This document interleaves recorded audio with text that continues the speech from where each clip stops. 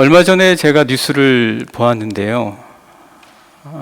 그 뉴스를 보면서 제가 든 생각이 우리 삶의 죽음은 굉장히 가까이 있다. 죽음은 굉장히 가까이 있다. 죽음이 멀리 있지 않구나. 그런 생각을 합니다. 우리가 하루하루를 살면서 죽음이 얼마나 우리 곁을 지나갑니까? 나 죽겠다. 못하겠다. 또 감당할 수 없는 일이 자기에게 벌어지면 포기하고 싶은 거예요. 포기하고 싶고. 그 포기하는 그 사람의 심정은 사실 여러분 우리가 측정할 수는 없지만 죽음 바로 앞이에요. 그런 경우가 있어요. 죽음 바로 앞에서 왔다 갔다 하는 사람들이 있습니다. 그러다가 잘못하면 죽음으로 넘어가는 거예요. 그런데 그게 죽음이 주장하는 거예요. 어느 누구도 자기가 스스로 목숨을 끊는다라고 말은 하겠지만, 그러나 사실은 사망이 주장하는 거예요. 온전한 영혼에서는, 온전한 삶에서는, 온전한 정신에서는 그런 선택과 결단을 하지 않습니다. 왜 그런 결단을 하냐? 지금 사망이 주장하는 거예요. 그런 사망이 우리 곁에 굉장히 가까이 있다. 얼마 전에 본 뉴스가 뭐냐면 브라질에 한 커플이 있었는데 번지점프에 갔습니다. 이제 곧 결혼을 앞둔 커플이 번지점프에 가서 여성 커플이 먼저 번지점프에 뛰어내리는데 큰 행사를 치렀나 봐요. 거기서 이제 번지점프 먼저 시키겠다고 해서 던졌는데 줄을 안 매달았어요. 줄을 안 매달고 40m 아래로 그대로 추락사를 한 거죠. 죽을 줄 알고 그랬겠습니까? 죽음이 우리 굉장히 가까이 있어요. 여러분, 우리가 살아가는 이 세상에서 죽음의 순간을 여러분 아찔하다라고 생각하는 그 순간순간들을 얼마나 많이 겪고, 그리고 여러분 스스로도 생각이 모든 걸 다 내려놓고 싶다라는 것을 생각할 때가 얼마나 많이 있습니까?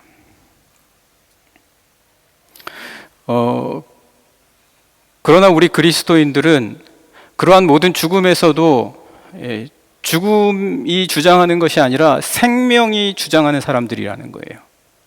생명이 역사하는 사람들이라는 거예요. 우리는 아니에요. 우리가 그렇게 한다는 건 아니에요. 제가 드리는 말씀은. 왜? 우리는 너무 지치거든요. 우린 굉장히 눈덩어리 같아요. 뜨겁게 내리쬐면 그냥 녹아버리는. 그래서 우리의 힘으로 우리가 이 사망의 고비고비와 순간들을 넘어선다는 말이 아니에요. 예수 그리스도의 생명의 능력으로 그렇게 된다는 거예요. 그걸 사도 바울은 어떻게 얘기했냐? 첫 열매라고 얘기했습니다. 첫 열매. 여러분, 우리가 부활을 뭘 알아요? 우리 부활 잘 몰라요. 부활을 경험한 사람도 없고 부활을 본 사람도 없어요. 여기 고린도 교회 교인들도 부활을 본 사람이 한 사람도 없어요. 사도 바울 빼고는. 부활하신 예수 그리스도를 본 사람은 사도 바울밖에 없어요. 나머지 사람들은 부활도 모르면서 부활에 대한 논쟁이 고린도 교회에 일어났던 거예요. 그러니까 부활도 모르면서 코를 만지면 코끼리는 길쭉하다. 앞을 보지 않고 눈 감은 채. 몸을 만지고는 코끼리는 둥글럽적하다. 이렇게 말하는 거나 다름이 없어요. 부활을 경험한 사람이 없기 때문에 부활을 모르면서도 부활에 대해서 이야기하는 거예요. 그래서 우리 그리스도인들 중에서도 대부분 보면 죽고 나면 다 부활하지 이렇게 생각하는 사람이 있어요. 죽고 나면 다 부활하겠지. 아니면 부활이 어딨어. 사두개인들이 그랬잖아요. 유대인이라고 해서 부활을 다 믿은 게 아니에요. 사두개인들은 부활을 믿지 않았어요. 부활이 어딨어. 이렇게 생각하는 사람도 있을 거예요. 그러니까 모르는 가운데서 우리가 지금 막 얘기하는 거예요. 그러니까 어떻게 생명력, 부활의 생명력이 그리스도인들 안에서 역사하겠냐는 거예요. 부활의 생명력이 우리 안에서 역사하려면 부활에 대해서 알아야 될 거 아니에요. 예수님께서 나사로가 죽은 자리에 가셔서 마르아와 마르다에게 그 실망한 그 두 자매에게 말씀하셨잖아요. 야, 네 오라비가 살 거야. 아, 주님 마지막 날에는 다 살겠죠. 이게 우리의 피상적인 부활에 대한 생각, 이 정도의 생각만 가지고서는 부활의 능력으로 우리가 살아나지 못한다는 거예요. 이 세상의 현재의 삶에서. 물론 마지막 때는 우리가 다 살겠지만 늘 죽음 주변에서만 왔다 갔다 하게 된단 말이죠. 생명의 능력으로 살지 못하고, 툭하면 죽겠다, 툭하면 못하겠다, 툭하면 나는 죽을 것 같아, 맨날 이런 말만 나오는 그런 경우가 생긴다는 얘기예요. 왜 하나님께서 부활의 능력을 그리스도인들에게 주셨는데 왜 그러냐는 거죠.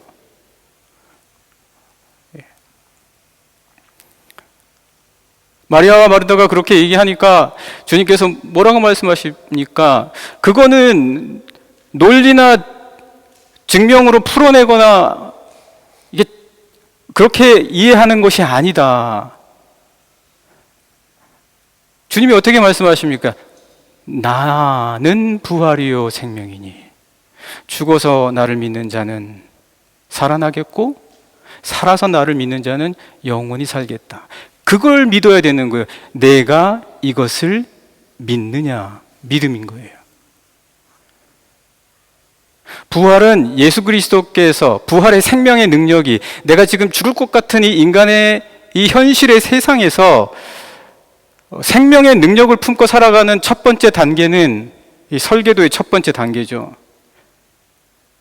첫 번째 단계, 지금 바울이 지금 무턱대고 그냥 논쟁을 하는 고린도의 성도들에게 차근차근히 설계도를 설명해 주는 거예요.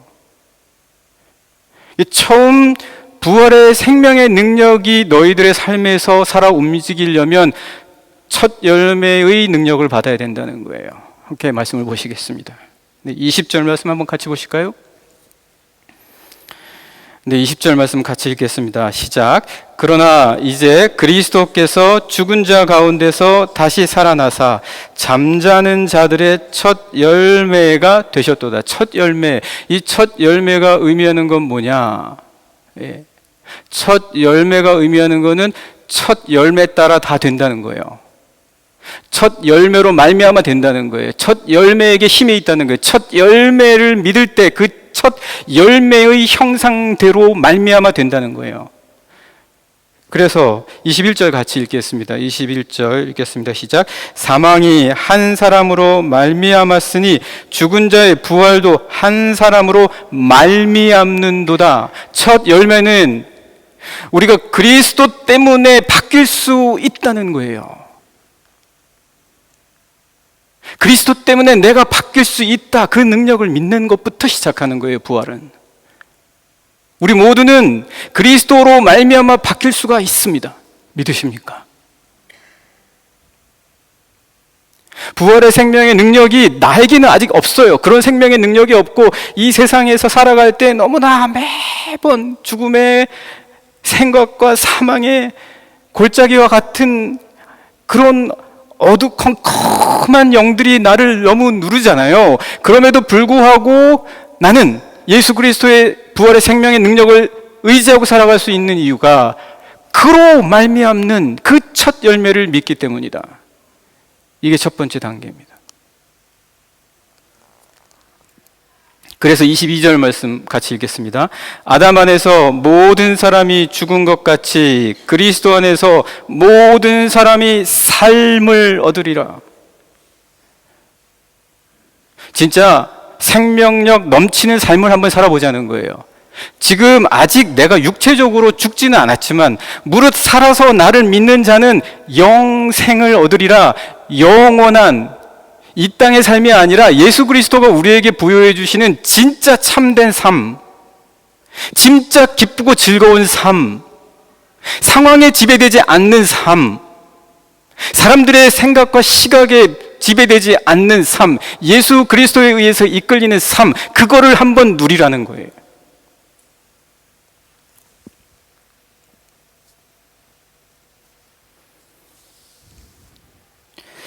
그래서 사도 바울이 이제 설계도를 쭉쭉 설명해 주는 거죠. 아무것도 모르고 그냥 마지막 날이 될 거야 라고 하면 논쟁만 붙어요. 고린도 교회 성도들처럼. 그래서 이제 설기도를 하나씩 하나씩 설명해 주잖아요. 모세가 여러분 장막을 그냥 세웠습니까?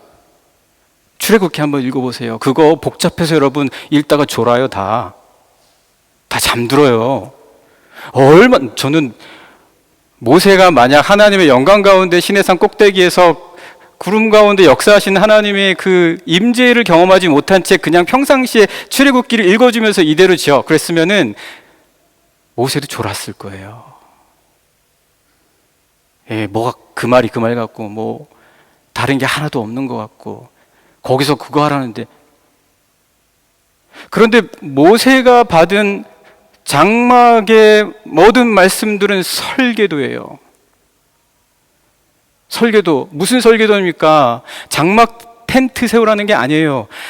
하나님이 거하시는 그 형상을 이 땅 가운데 있는 재료로 한번 표현해 보라는 거예요. 그 설계도인 거예요. 그래서 바울이 부활에 대한 것도 부활하신 예수 그리스도를 만났기 때문에 부활하신 예수 그리스도를 통해서 얻은 지혜로 그 부활의 설교도에 조금이나마 이 땅 가운데 살아있는 고린도 교회의 성도들에게 전해주면서 고린도 교회의 성도들이 부활 때문에 싸우고 다툴 것이 아니라 그 부활의 생명의 능력을 품고 이 죽을 것 같은 세상 안에서 생명의 능력으로 살라라는 그런 말씀입니다. 여러분, 이태리에 가면 다 건물 양식들이 로마네스크 양식들이 많아요. 로마의 풍을 따랐다. 그래서 로마네스크라고 하지 않습니까? 성 베드로 성당도요, 그게 고딕이 아니에요. 그거 고딕 아닙니다. 신 로마네스크 방식이에요. 근데 그 설계가, 그 로마네스크의 그 설계가 이렇게 북쪽으로 올라오면서 바뀌어요. 특히 이 독일 땅에 들어오면 사람도 다르고 음식도 그냥 그저 그렇고 뭐 그래요. 교회도 달라요. 교회 모양도 다 고딕이에요. 뾰족해요. 그 고딕이라는 말이요, 원래 로마 사람들이 비웃던 말이에요. 저 고트족 애들이 만든 형편없는 건물들, 삐쭉삐쭉하고 모양도 하나도 없다, 그 말이에요. 그게 고딕이에요. 여보세요, 프랑크푸르트 그 돔 보세요. 예쁩니까? 저는 솔직히 예쁘더라고요. 저는 예쁜데, 근데 이제 로마 사람들은 이제 그게 안 예뻤다는 거죠. 로마 사람들은 보기에. 그래서 저 고트족 애들, 고트가 게르만족이잖아요. 근데 이태리에서 독일로 왔다가 저 프랑스만 가도 또 달라져요. 바로크잖아요. 바로크의 이름의 뜻이 뭡니까? 그 궁전들이 다 바로크잖아요. 벨사이 궁전이나. 바로크는 울퉁불퉁한 진주라는 뜻이잖아요. 설계도란 말이에요. 이 독일 사람들이 삐쭉삐쭉하게 지었지만 그게 그들의 신앙심이에요. 독일 사람들은 꾸미지 못해요. 디렉트해요. 그냥 자기 신앙을 그대로 보여준 거예요. 하나님께 닿고 싶은 마음. 그리고 창문을 널찍널찍하게 만들어서 주님의 영광과 은혜를 받아들이고 싶은 마음. 그게 설계도예요. 고딕 사람들이 만들었던 성전의 설계도예요. 바울이 지금 설계도 얘기하는 거예요.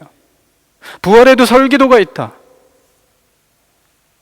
주님이 뜻하신 바가 있다는 거예요. 말씀 읽겠습니다. 23절부터 같이 읽겠습니다. 시작. 그러나 각각 자기 차례대로 되리니 먼저는 첫 열매인 그리스도요, 다음에는 그가 강림하실 때에 그리스도에게 속한 자요. 지금 만약에 이 부활이 비유입니다. 비유로서 만약에 이 부활이 뭐 건축물이라고 하면 지금 이거 설계도잖아요. 차례대로 지어라 이 말 아니에요. 그리고 먼저는 뭐 할 거냐? 먼저에 대해서 이야기해 주고 있어요. 그리고 그 다음 그리고 먼저 다음에 그 다음에는 또 이걸 지어라, 이런 식으로 설명해 주고 있어요. 그리고 24절 말씀 한번 보실까요? 같이 읽겠습니다. 그 후에는 마지막이니 그가 모든 통치와 모든 권세와 능력을 멸하시고 나라를 아버지 하나님께 바칠 때라. 그리고 마지막에는 이렇게 해야 된다. 부활에 대한 설계도를 설명해 주고 있어요. 그 부활에 대한 설계도의 첫 것은 첫 열매이신 예수 그리스도예요. 자, 봤지 너희들? 예수 그리스도가 어떻게 부활하시는지 보았지? 그런데 그 부활이요, 왜 그렇게 치욕적인 죽음 후에 부활하셨냐는 거예요. 왜 범죄자나 못 박히는 십자가에 박혀서 죽으셨냐는 거예요. 부활하시려면 좀 더 멋지게, 고난을 당하시려면 더 위험 있게, 정말 그 당시 사람들은 오해했을지라도 오해할 여지가 하나도 없을 정도로 멋진 전쟁터에서 훌륭한 장수로서 죽는다든지, 왜 그런 게 아니라 촌구석 골짜기, 로마도 아니고 예루살렘이라고 하는 촌구석 골짜기 식민지 땅에서, 그것도 한 언덕배기 겟세마네에서 왜 범죄자들이나 잡아 죽이는 십자가 위에서 죽으셨냐? 우리를 살리기 위해서인 거예요. 우리를 살리기 위해서인 거예요. 우리가 다 그러한 상황 속에서 살아가고 있기 때문에 그런 삶을 살아가는 자들도 십자가의 믿음을 통해서 살아날 수 있다는 것을 보여주시기 위함입니다. 포기하지 말라는 거예요. 십자가의 부활을 믿으라는 거예요.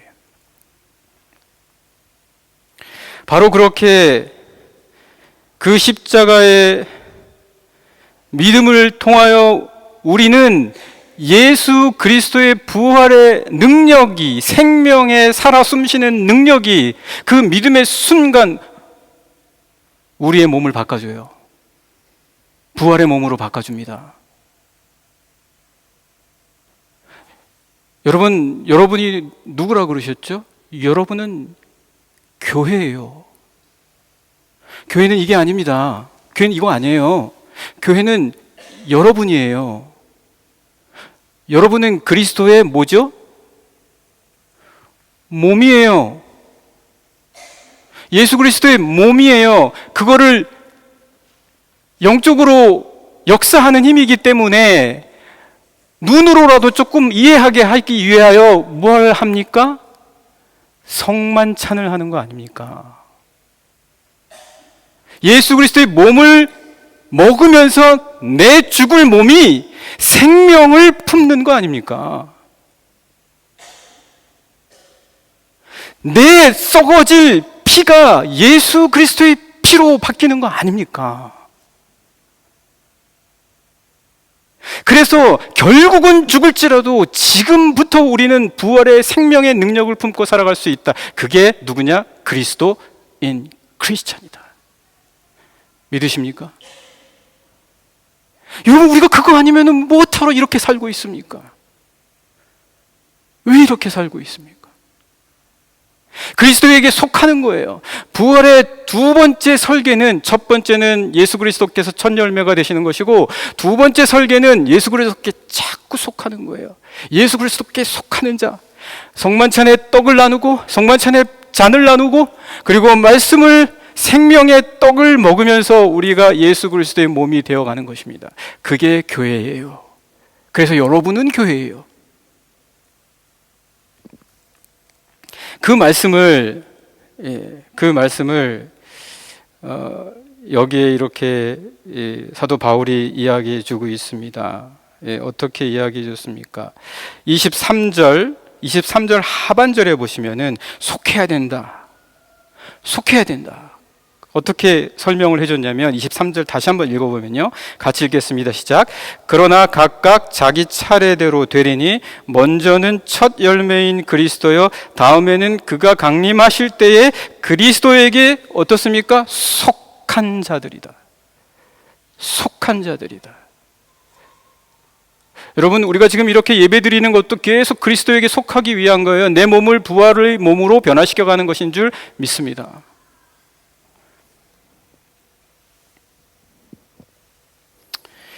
네, 그렇게 우리의 삶이 부활을 향하여 그 설계도를 따라 갈 때 마지막에는 예수 그리스도께서 나타나실 때에 사망 자체를 멸하신다는 거예요. 사망 자체를 멸하신다는 거예요. 그건 아직 오지 않았잖아요. 우리가 모르잖아요. 어떻게 될지 몰라요.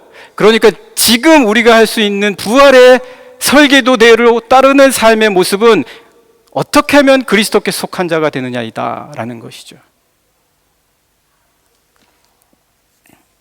그래서 26절 한번 같이 읽어보실까요? 26절입니다. 시작. 맨 나중에 멸망받을 원수는 사망이니라. 맨 나중이에요. 그건 맨 나중입니다. 설계도 잘 이해하시겠죠? 이렇게 살 때 우리는 부활의 능력을 품고 오늘도 부활을 가운데 사는 거예요.